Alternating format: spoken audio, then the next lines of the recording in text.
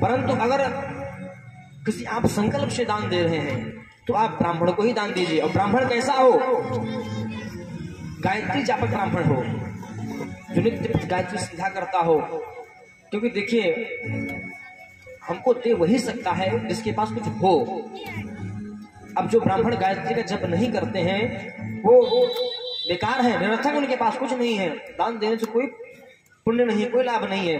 जो ब्राह्मण गायत्री का जप करता हो उसको दान देने से बहुत अधिक फल प्राप्त होता है और हर प्रकार की कामना उसकी पूर्ण होती है।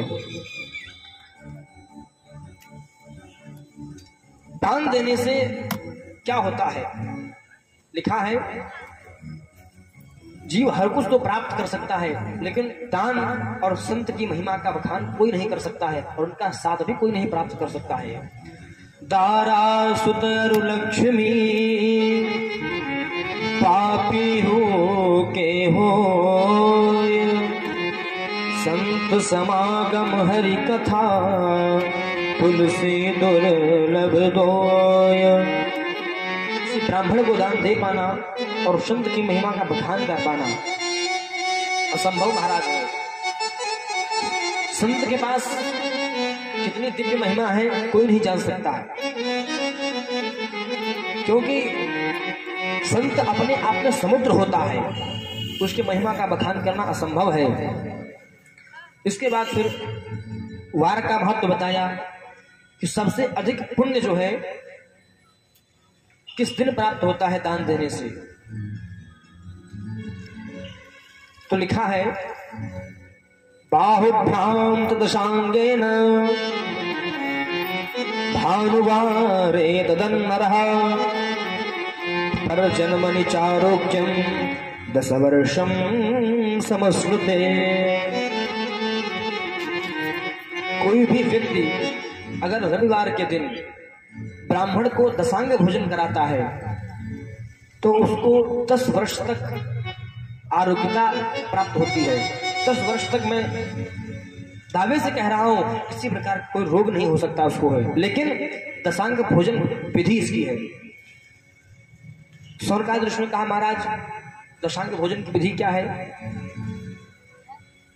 सबसे पहले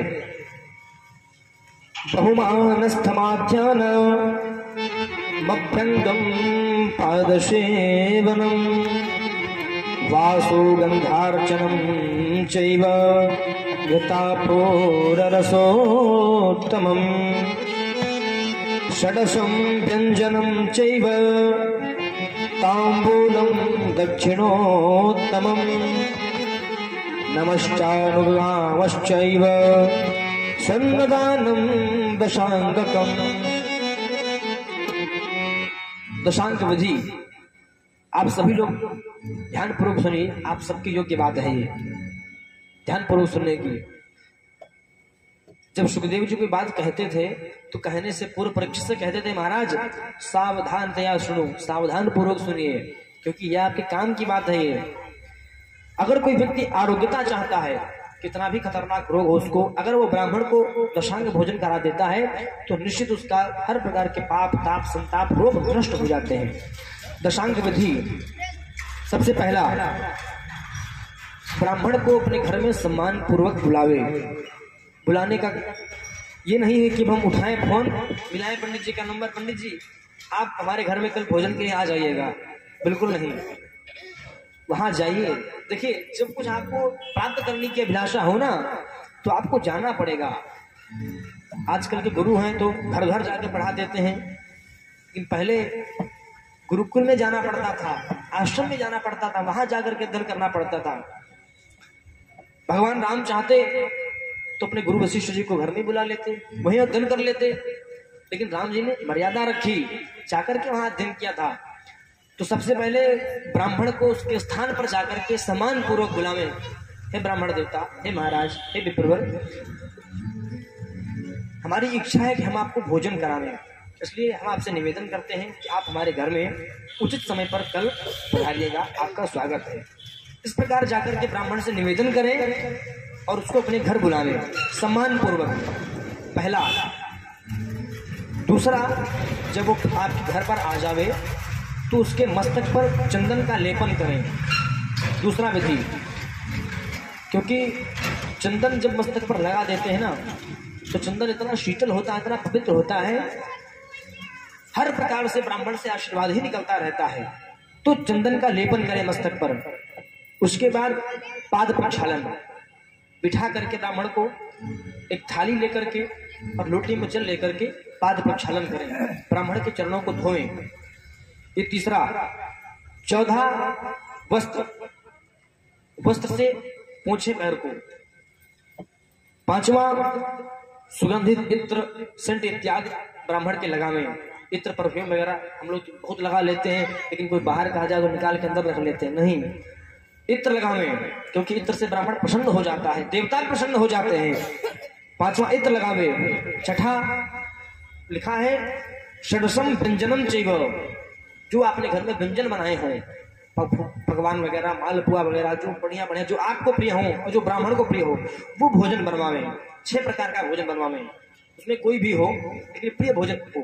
मालपुआ बनवावे, बढ़िया कढ़ी बनवावे, पनीर की सब्जी बनवावे, हमको जो प्रिय है वही बता रहे हैं आपको है, ठीक है। 6 प्रकार का व्यंजन बनवावे, उसके बाद में उसको पवावे। 7वां, उसको बिठा करके भोजन करावे, समक्ष बैठ करके, महाराज और कुछ आपको आवश्यकता तो नहीं है। ये 7 प्रकार की विधि हुई। फिर 8वां, तांबूल, ब्राह्मण को तांबूल दें, पान लगवावे ब्राह्मण के लिए, सादा पान लगवा करके ब्राह्मण जी को दीजिए। फिर 9वां है दक्षिणा, दक्षिणा और नमस्कार, ब्राह्मण को उचित दक्षिणा दे करके प्रणाम करें कि हे ब्राह्मण देवता, आप हमारे घर पधारे, पधार करके हम पे कृपा की, आपकी बड़ी कृपा है महाराज। इस प्रकार से हमेशा कृपा बनाए रखें। दक्षिणा देकर नमस्कार करें और फिर अनुगमनम चैव, कुछ दूर जाकर के ब्राह्मण को छोड़ावे। नहीं, ऐसा नहीं महाराज, खाली आप जाइए महाराज, ऐसा नहीं, जावे रोड तक छोड़ने के लिए ब्राह्मण देवता को, उनको स्थान दे, महाराज आप यहाँ बैठिए तो जाकर के अपने घर को प्रस्थान करिए। इस प्रकार से जो दशांग विधि करता है वो 10 वर्ष तक आरोग्यता को प्राप्त कर लेता है, उसको कभी कोई रोग नहीं होता है। इसलिए अगर कोई दशांग विधि का भोजन 10 बार ब्राह्मण को करा दे, 10 ब्राह्मणों को कराने का विधान इसमें है, 10 ब्राह्मणों को दशांग विधि भोजन कराने का विधान है। जो 10 बार करा देता है उसको 100 वर्ष तक आरोग्यता ही आरोग्यता प्राप्त होती है, उसको कभी रोग युक्त नहीं वो हो सकता है। फिर अपनी अपनी कामना अनुसार है कि अगर कोई संतान की अपेक्षा रखता हो तो वो ब्राह्मण पत्नियों को भोजन करावे।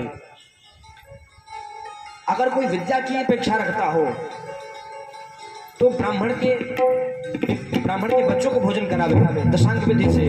अगर कोई ज्ञान प्राप्त करना चाहता है तो ब्राह्मण की पुत्रियों को भोजन करावे, बालिकाओं को भोजन करावे। अगर कोई सुख प्राप्त करना चाहता है तो ब्राह्मण को भोजन करावे। अगर कोई आत्मज्ञान प्राप्त करना चाहता है कि महाराज हमारा अंत में क्या हाल होगा, हमें आत्मज्ञान नहीं हो रहा है, हमारी महाराज बुद्धि नहीं काम कर रही है, अगर इस प्रकार का हो तो वृद्ध ब्राह्मणों को भोजन करावे। इस प्रकार से अलग अलग विशेष रूप से बताया कि किस रूप से किसको भोजन कराने से क्या लाभ होता है। इसका विधान करने के बाद में भगवान शिव की पूजा के अंग बताए। भगवान शिव की पूजा के 4 अंग हैं। पहला, अगर आप पूजन के लिए जाते हैं तो आपके गले में रुद्राक्ष की माला होनी चाहिए।